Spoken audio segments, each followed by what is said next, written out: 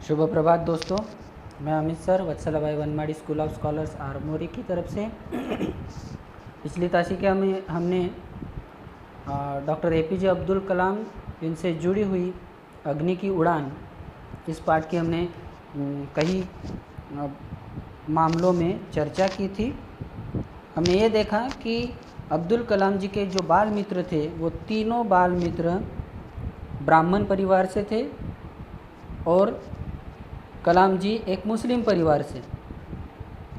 तो उनके जो शिक्षक थे वो नए वाले जो शिक्षक थे वो कक्षा में दाखिल होने के बाद उन्होंने देखा कि पहली पंक्तियों में एक ब्राह्मण लड़के के साथ दूसरा एक मुस्लिम विद्यार्थी वहाँ पे बैठा है। तो ये बात उनको पसंद नहीं आई और उन्होंने मुस्लिम परिवार का जो लड़का था यानी अब्दुल कलाम जी उनको पहली पंक्ति से उठाकर पिछली यानी आखिरी की बेंच पर उनको ज़बरदस्ती बिठाया।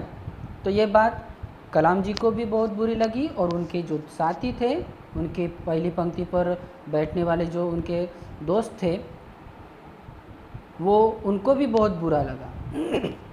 जब स्कूल की छुट्टी हुई तो ये लोग घर गए और सारी घटना उन्होंने अपने परिवार वालों को बताई। यह सुनने के बाद लक्ष्मण शास्त्री जी ने उन शिक्षक को बुलाया। यानी लक्ष्मण शास्त्री कौन? तो वो जो लड़का था रामानंद शास्त्री, उनके पिताजी जो रामेश्वरम के मंदिर में बहुत बड़े पुजारी थे। तो ये बातें उन्होंने स्कूल में घटी हुई बातें उन्होंने लक्ष्मण शास्त्री जी को बताई। तो उन्होंने उस शिक्षक को घर बुलाया और कहा कि उसे निर्दोष बच्चों के दिमाग में इस तरह सामाजिक असमानता एवं सांप्रदायिकता का विष नहीं घोलना चाहिए, क्योंकि बच्चे भगवान के बहुत लाडले होते हैं, कोमल फूलों की तरह होते हैं। उनका काम है सिर्फ सुगंध देना, जिस तरह से फूलों का काम है सुगंध देना, ना कि वो भेदभाव करते हैं अपनी सुगंध बांटने तक। सो उन्होंने उस शिक्षक को बताया कि ये बच्चे तो मासूम हैं, उनको ये सामाजिक भेदभाव, जाति पात, धर्म, पंथ, सांप्रदायिकता, इन सभी चीज़ों से उनको कुछ लेना देना नहीं, क्योंकि उनका ये बालपन है, वो हंसते खेलते उनको गुजारना है और हर धर्म के, हर जाति पंथ के बच्चों के साथ उनको अपनी मित्रता निभानी है। तो आप लोगों को, आप शिक्षक होने के बावजूद आपको इस तरह का विष नहीं घोलना चाहिए। हम सब भी उस वक्त वहाँ मौजूद थे, यानी कलाम जी और उनके दोस्त वहाँ पे मौजूद थे। लक्ष्मण शास्त्री ने उस शिक्षक से साफ साफ कह दिया कि या तो वह क्षमा मांगे या फिर स्कूल छोड़कर वहाँ से चले जाए। उन्होंने ताकीद दी उस शिक्षक को, या तो आप उन दोनों बच्चों से माफ़ी मांगो और नहीं तो फिर आप ये स्कूल छोड़कर चले जाओ।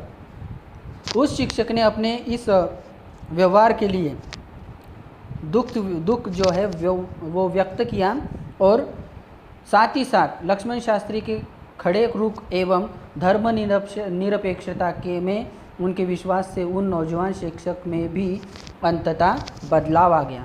सिर्फ उनको अपने किए पर पछतावा ही नहीं हुआ, वो पछताने तो लगे ही, साथ ही साथ लक्ष्मण शास्त्री जी ने उनको एक नया सबक सिखाया जो धर्म निरपेक्षता है। तो उनके जो कड़ा रुख उन्होंने अपनाया लक्ष्मण शास्त्री जी ने कि आपको या तो बच्चों से माफ़ी मांगनी पड़ेगी या फिर आपको ये स्कूल छोड़कर जाना पड़ेगा। तो इस कड़े रुख को देखकर, उनकी धर्मनिरपेक्षता को देखकर उस शिक्षक में भी एक नया विश्वास निर्माण हुआ और उस नौजवान शिक्षक में भी एक अंततः आमूलाग्र बदलाव आ गया। द्वितीय विश्व युद्ध खत्म जब हुआ था और भारत की आज़ादी भी बहुत दूर नहीं थी, गांधी जी ने ऐलान किया, भारतीय स्वयं अपने भारत का निर्माण करेंगे। पूरे देश में अप्रत्याशित उम्मीदें थी। मैंने अपने पिताजी से रामेश्वरम छोड़कर जिला मुख्यालय रामनाथपुरम जाकर पढ़ाई करने की अनुमति मांगी। जब सेकेंड वर्ल्ड वॉर यानी द्वितीय महायुद्ध ख़त्म हुआ तब भारत अपनी आज़ादी के बहुत ही करीब था। उस वक्त महात्मा गांधी जी ने ये ऐलान कर दिया, देशवासियों को आह्वान दिया कि भारतवासी जो है, भारतीय लोग हैं, वो स्वयं ही खुद के भारत का, अपने देश का निर्माण करेंगे, नए सिरे से उसकी शुरुआत करेंगे। इस उम्मीद से कलाम जी ने भी अपने पिताजी से इजाज़त मांगी कि वो रामेश्वरम छोड़कर जो जिला मुख्यालय डिस्ट्रिक्ट लेवल रामनाथपुरम जाकर अपनी आगे की पढ़ाई करने का उन्होंने अपना निश्चय अपने पिताजी को बताया। उन्होंने सोचते हुए कहा, अब्दुल, तुम्हें आगे बढ़ने के लिए जाना होगा, हमारा प्यार तुम्हें बांधेगा नहीं और न ही हमारी ज़रूरतें तुम्हें रोकेंगी। मेरी हिचकिचाती हुई माँ को उन्होंने खलील जिब्रान का हवाला देते हुए कहा कि तुम्हारे बच्चे तुम्हारे नहीं हैं, वे तुम्हारे ज़रिए आते हैं, लेकिन तुमसे नहीं आते। तुम उन्हें अपना प्यार दे सकती हो, लेकिन अपना विचार नहीं। उनके खुद के अपने विचार होते हैं। जब उन्होंने अपने पिताजी से जिला मुख्यालय जाकर रहने की और वहाँ पढ़ाई करने की आज़ादी या अनुमति मांगी, तब उनके पिताजी ने कहा कि अब्दुल, तुम्हें आगे की पढ़ाई करने के लिए रामनाथपुरम जाना पड़ेगा। हमारा प्यार तुम्हें रोकेगा नहीं, हमारा प्यार, हमारा आशीर्वाद तुम्हारे साथ हमेशा रहेगा, और न ही हमारी जो ज़रूरतें है वो तुम्हें बांध कर रखेगी। यानी हमारी जो परिस्थिति है, आर्थिक परिस्थिति, वो इतनी बड़ी नहीं है, हम अपना गुजारा कैसे भी कर लेंगे, तुम अपनी पढ़ाई मत रोको। और इस पर उनकी माताजी ने थोड़ा सा रुआसे स्वर में हिचकिचाते हुए उन्होंने